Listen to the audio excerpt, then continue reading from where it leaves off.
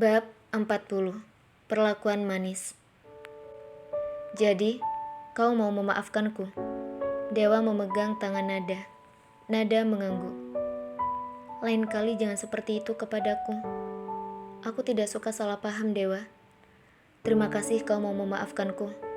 Dewa lalu mendekat kepada Nada dan mendekap tubuh Nada erat hingga menempel dengan tubuhnya, serta memberi kecupan kepada Nada. Hatinya sangat bahagia mendengar bahwa dirinya telah dimaafkan. Rasa sesak di dalam dadanya yang mencuat dari kemarin ketika Nada pergi meninggalkannya di kampus, akhirnya hilang hanya dengan anggukan maaf dari Nada. Untuk beberapa waktu, mereka masih berada di atap bercanda gurau seperti biasanya, dan sudah tidak ada masalah lagi di antara mereka. Kenapa tadi kakimu jalannya pincang? Jadi kau mengamatiku? Tentu saja. Tak lepas satu detik pun dari Nada Aprilia. Jawab Dewa dengan menunduk dan berbisik ke telinga Nada yang saat ini sedang merebahkan badan tiduran dengan kepala Nada ada di pangkuan Dewa. Aku berjalan lebih dari 10 km kemarin. Wow, sama seperti lari maraton. Apa kau berjalan setelah pria itu menurunkanmu dari mobil? Nada menggeleng dan menceritakan semuanya kepada Dewa. Mulai dari Radit menelpon istrinya sehingga Nada tidak bisa mengambil telepon dan uang yang ada di dalam kamar Radit. Lalu akhirnya memutuskan untuk jalan kaki sampai ke tempatnya bekerja. Kenapa tasmu bisa ada di dalam sana? Kemarin ibunya Radit menyuruh orang untuk menjemputku dari kampus. Terus menyuruhku untuk merawat Radit yang lagi sakit demam. Jadi aku menaruh tasku di kamarnya. Nada tak menceritakan sama sekali bahwa Nada tidur satu kamar dengan Radit pada Dewa. Nada hanya menceritakan hal yang penting saja yang menurutnya aman untuk diceritakan pada Dewa. Maafkan aku, Dewa. Bukannya aku tidak mau menceritakan semuanya kepadamu.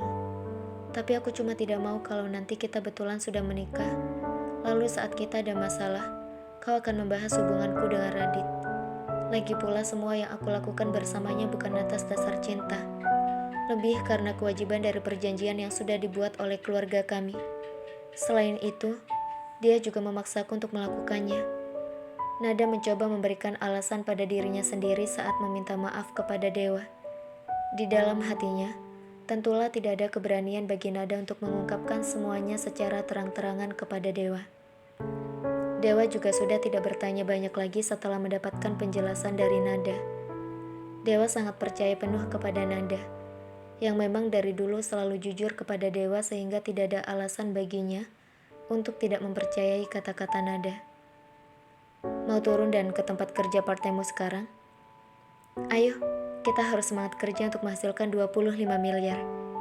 Jawab Nada penuh semangat. Itu tanggung jawabku, jangan difikirkan.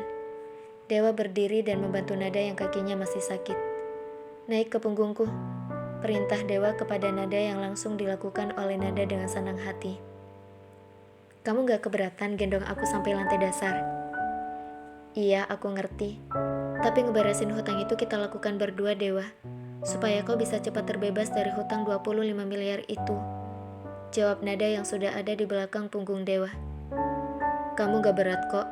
Baiklah, kita bereskan berdua secepat-cepatnya ya. Maafkan aku merepotkanmu. Dewa dengan hati-hati menyusuri tangga menuju lantai dasar. Sepanjang jalan, Nada sangat antusias dengan ide-ide bisnis untuk menghasilkan uang cepat. Melihat antusias dari bicara Nada, Dewa tidak memiliki keberanian untuk menolak Nada membantunya. Bukan maksud Dewa untuk membuat Nada susah, tapi Dewa lebih mencoba untuk membuat Nada bahagia. Ingin membantunya keluar dari masalah hutangnya walaupun dalam hati kecilnya, Dewa masih menanamkan untuk melakukannya dengan kemampuannya sendiri, tanpa memberatkan orang lain, apalagi Nada. Nyonya muda. Laki-laki panggilan menyebalkan itu. Nada sangat geram melihat orang di depannya datang setengah berlari dan memanggil namanya dengan sebutan itu di saat Nada sedang bersama dengan Dewa. Apa maumu?